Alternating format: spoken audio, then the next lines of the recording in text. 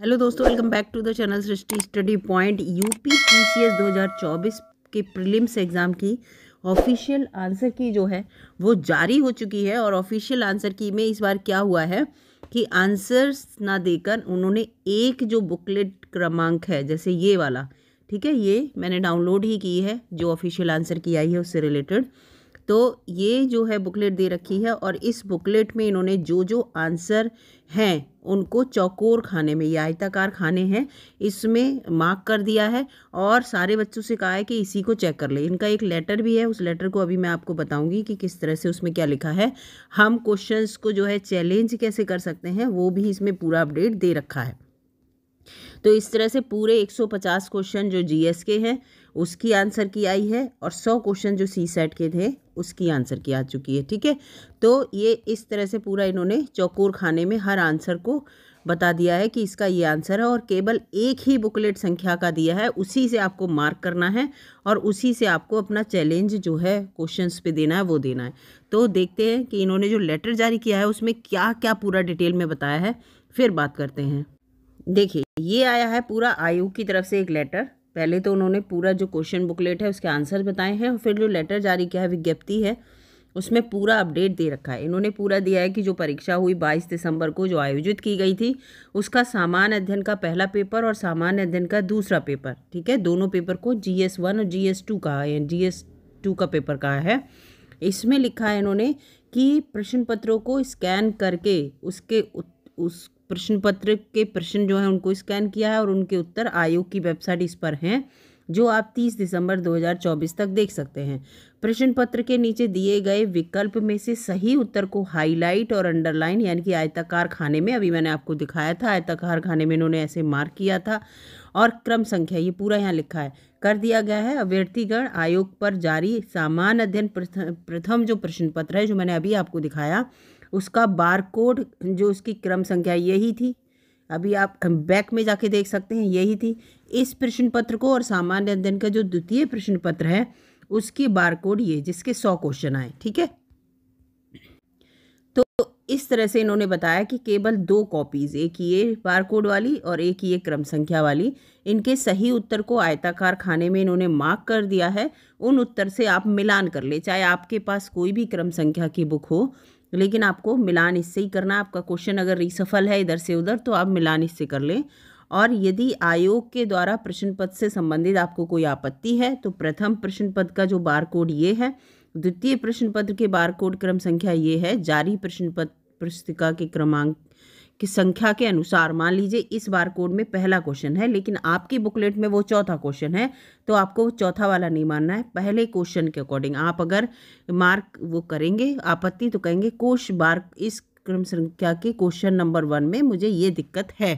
ठीक है, अपने क्वेश्चन मार्क का कोई मतलब नहीं है। मान लीजिए आपका उसी से सेम है तो कोई बात नहीं है, तो उसी के अनुसार लिखा है प्रश्न पुस्तिका के प्रश्नों की क्रम संख्या एवं उसी के अनुसार सही विकल्पों का उल्लेख करते हुए निर्धारित प्रारूप में आप पूरा प्रश्न लिखेंगे और आयोग के द्वारा जारी उत्तर और आपत्ति का जो रूप है, क्यों आपत्ति है, उसको प्रस्तावित करेंगे। ये इनका प्रारूप है जो मैं आपको दिखा रही हूँ। ठीक है, ये इनका पूरा यहाँ पर प्रारूप दे रखा है।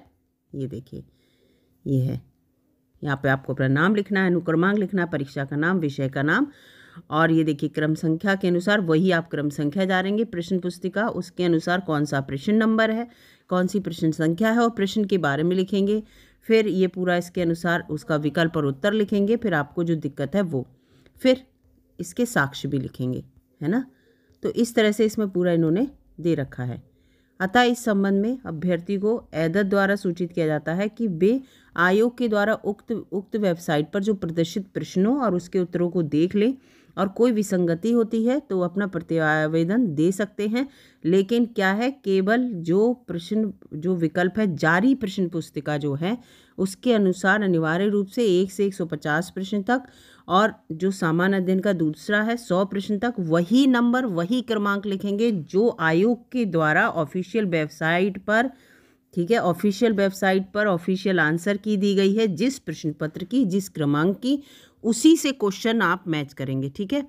अब मान लीजिए उसका पहला क्वेश्चन आपको आपत्तिजनक लग रहा है तो उसका पहले क्वेश्चन पे आपत्ति देंगे, उसका दूसरा है तो उसके दूसरे पे आपत्ति देंगे।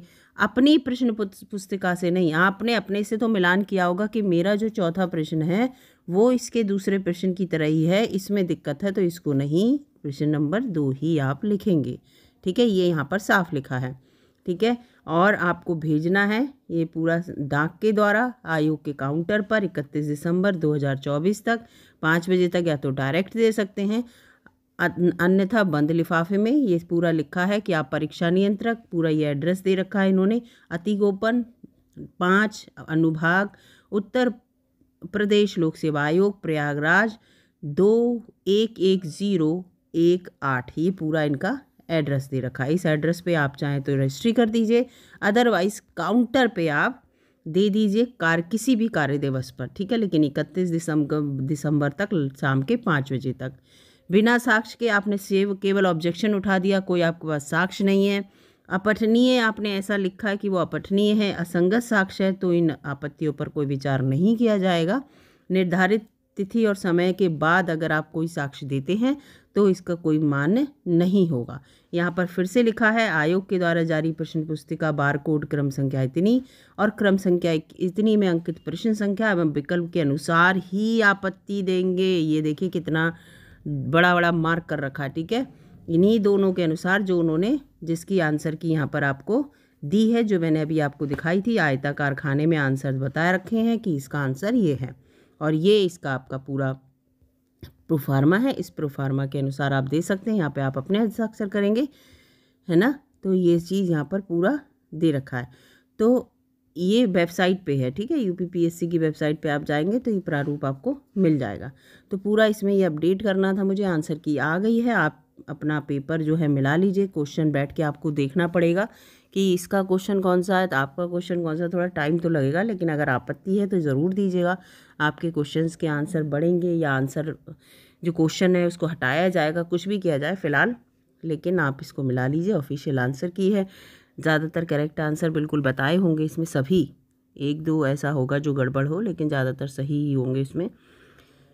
तो ये सब आपको अपडेट देना था। अगर वीडियो आपको अच्छी लगी तो लाइक कीजिएगा, चैनल पर नए हैं सब्सक्राइब कर लीजिए, और ऑफिशियल आंसर्स की वाले पेपर के अगर आंसर्स को लेकर चैनल पर वीडियो आप चाहते हैं तो कमेंट ज़रूर कीजिएगा। मिलूंगी अगली वीडियो में, तब तक के लिए नमस्कार, धन्यवाद।